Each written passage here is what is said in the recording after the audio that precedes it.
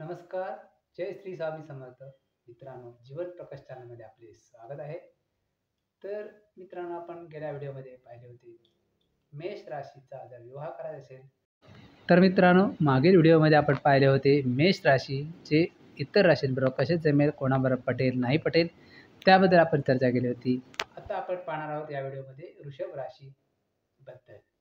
जे वृषभ राशीचे कोणत्या राशीची पटू शकते आणि कोणत्या राशीची पटणार नाही, कोणत्या राशीची त्यांचा विवाह योग्य राहील, आणखी कोणत्या राशीची त्याचा विवाह योग्य राहणार नाही. तर प्रथम वृषभ राशी बरोबर मेष राशीचं पाहूया. तर मेष राशी आपण पहिल्या व्हिडिओमध्ये पाहिलेच आहे की मेष राशी आणि वृषभ राशी यांचे तितकेसे पटणार नाही, परंतु वृषभ राशी ही एक ॲडजस्टिंग राशी आहे, तडजोड करणारी राशी आहे, प्रेमळ राशी आहे, इतरांना प्रेमामध्ये वश करणारी रास आहे. त्यामुळे मेष राशीवर थोडेफार नियंत्रण वृषभ राशी मिळवू शकते. मंगळचा शुक्र हा परमशत्रू नाही आहे, त्यामुळं तिथे थोडेफार जमू शकते. म्हणजे संकटकालीन निर्णय घ्यायला हरकत नाही, असे आपण त्यावेळी बोललो होतो. त्यानंतर वृषभ आणि ऋषभ दोन्ही राशी प्रेमळ आहेत, ॲडजस्टिंग आहेत, रोमॅन्टिक आहेत, आणखी एकमेकाला समजून घेणारे आहेत. त्यामुळे वृषभ आणि ऋषभ या राशीमध्ये जर इतर सर्व गुण जमत असतील कुंडलीमध्ये व्यवस्थित, इतर सर्व नाही पण मेजॉरिटी जर गुण मॅचिंग होत असतील, तर वृषभ आणि ऋषभ यांचं लग्न करायला हरकत नाही. फक्त एक लक्षात ठेवायला पाहिजे तुम्हाला, एक राशी नक्षत्र आणखी एकच चरण येता कामा नये, जे वर्ज्य आहे ज्योतिषशास्त्रामध्ये. त्यानंतर आली मिथुन राशी. तर मिथुन राशी तुम्हाला माहितीच आहे, खेळकर राशी, द्विस्वभावी राशी, धरसोड वृत्ती करणारी राशी आहे. एकच निर्णय घेत नाही, आज एक निर्णय तर उद्या दुसरा निर्णय.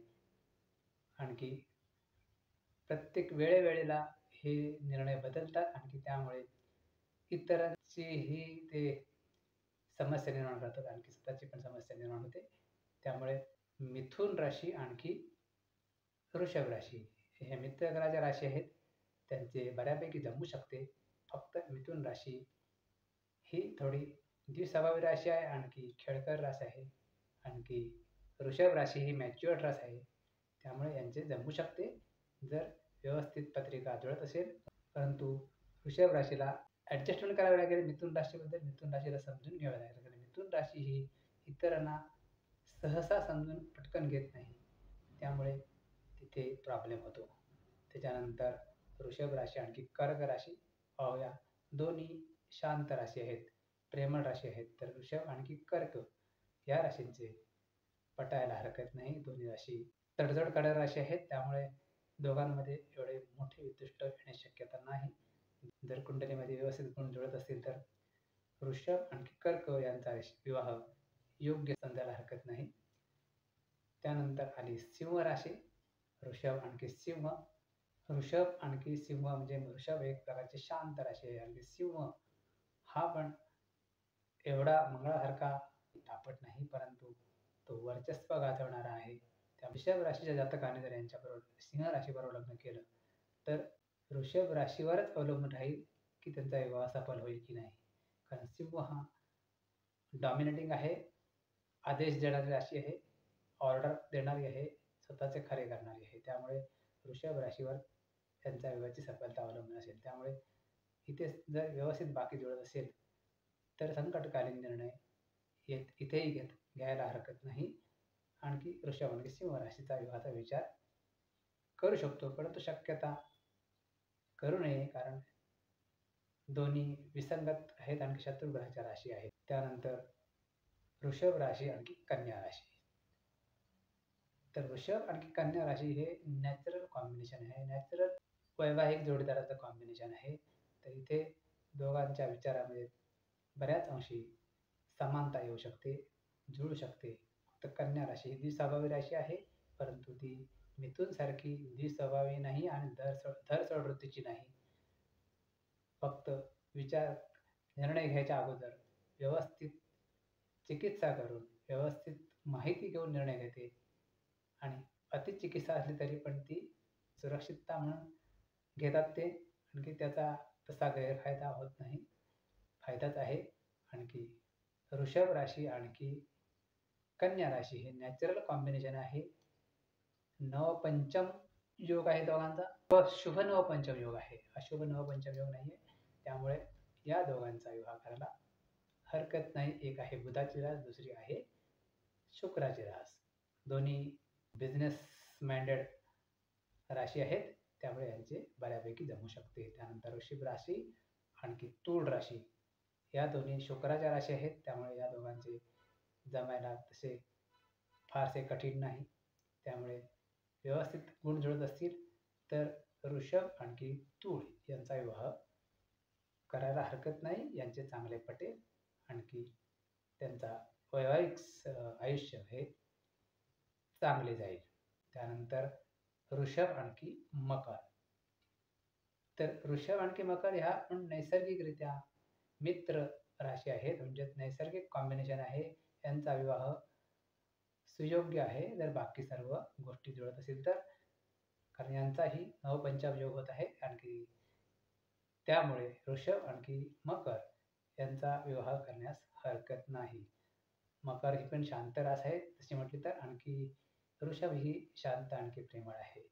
मकर राशी शांत दिसल्या तरी त्यांचे डोके खूप फास्ट चालते. डोक्यामध्ये त्यांच्या नाना तऱ्हेचे विचार असतात. त्यांना भरपूर काही करायचे असते, परंतु एका जागेवर न हलता करायचे असते. ते इतरांना पटण्याची शक्यता नाही.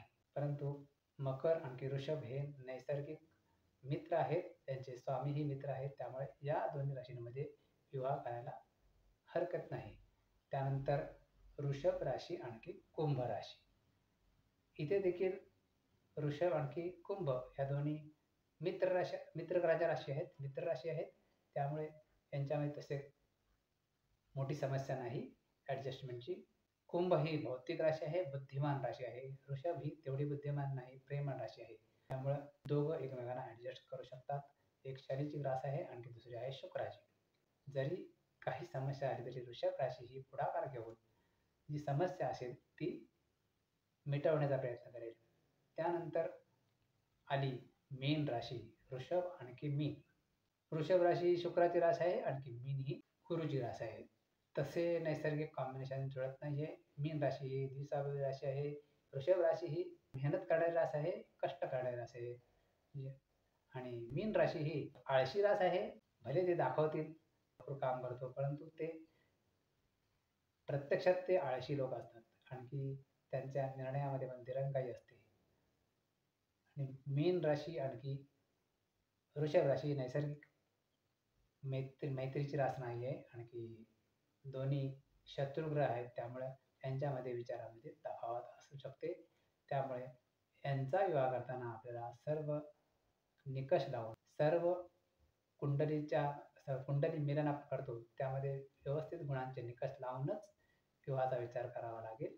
कारण दोन्ही नैसर्गिक मित्र राशी नाहीत, आणखी नैसर्गिक मित्र ग्रहही नाही आहेत, परंतु दोन्ही गुरु आहेत. एक दैत्य गुरु आणखी दुसरा आहे देवगुरु. त्यामुळे दोघांमध्ये वरच्या लेवलला विचार करण्याची शक्ती असते. त्यामुळे यांचे ॲडजस्टमेंट करून यांचे जुळू शकते. तर मित्रांनो, हे होते वृषभ राशीच्या विवाहाचा उहापोह थोडा, की वृषभ राशीचा विवाह कोणाशी करता येईल, कोणाशी विवाह करणे योग्य आहे, कोणाशी विवाह करणे योग्य नाही, हा विचार आपण पाहिला. आपल्याला व्हिडिओ जर आवडले असेल तर लाईक आणि शेअर जरूर करा. आणखी जीवन प्रकाश चॅनलला सबस्क्राईब जरूर करा. पुन्हा भेटूया मिथुन राशीसह. तोपर्यंत जय श्री स्वामी समर्थ. जय श्रीराम. धन्यवाद. याच्यामध्ये दोन राशींबद्दल सांगण्यात राहून गेले आहे. एक म्हणजे वृश्चिक राशी, आणखी दुसरी धनु राशी. तर वृश्चिक राशी ही मंगळाची रास आहे, आणखी ती समोर येते वृषभ राशीच्या, त्यामुळे प्रतियोग होतो. त्यामुळे हा काय एवढा चांगला योग दिसत नाही. आणखी वृश्चिक आणि वृषभ यांचा सफा पण विसंगत आहे. त्यामुळे वृषभ राशीचे वृश्चिक राशीवर खास पटेल असे वाटत नाही. परंतु वृषभ राशीकडे सर्वांना समजून घेण्याची ताकद असते, सहनशक्ती असते. त्यामुळे एवढे मोठे भांडण होणार नाही. त्यामुळे वृश्चिक राशीबरोबर विवाह करताना वृषभ राशीने सर्व बाजूने विचार करणे आवश्यक आहे, आणखी नंतरच निर्णय घ्यायला हवा. आणखी त्यानंतर धनुराशी ही देखील विरुद्ध तत्वाची जी रास आहे, गुरुची रास आहे, आणखी ती शुक्राची रास आहे. त्यामुळे यामध्ये तितकेसे पटेल असे वाटत नाही. धनुराशी ही उतावीळ राशी आहे, अग्नी राशी आहे. यांचा उतावळेपणा वृषभ राशीला काही भावणार नाही. त्याचबरोबर या दोन राशींचा षडाष्टक योग देखील होतो. आणखी षडाष्टक योग हा एक प्रतिकूल योग आहे. अशा वेळी पती पत्नीमध्ये मोठी मोठी भांडणे होतात, आणखी विकोपाला जातात, आणखी त्यामुळे घटस्फोटासारखे योग पण येऊ शकतात. त्यामुळे षडाष्टक योगामध्ये विवाह करू नये. त्यामुळे धनु आणखी वृषभ राशी यांचा विवाह करू नये. तर ठीक आहे, इथे आपण व्हिडिओ संपवूया. पुन्हा भेटूया नवीन व्हिडिओसह. तोपर्यंत राम राम. जय श्री स्वामी समर्थ. धन्यवाद.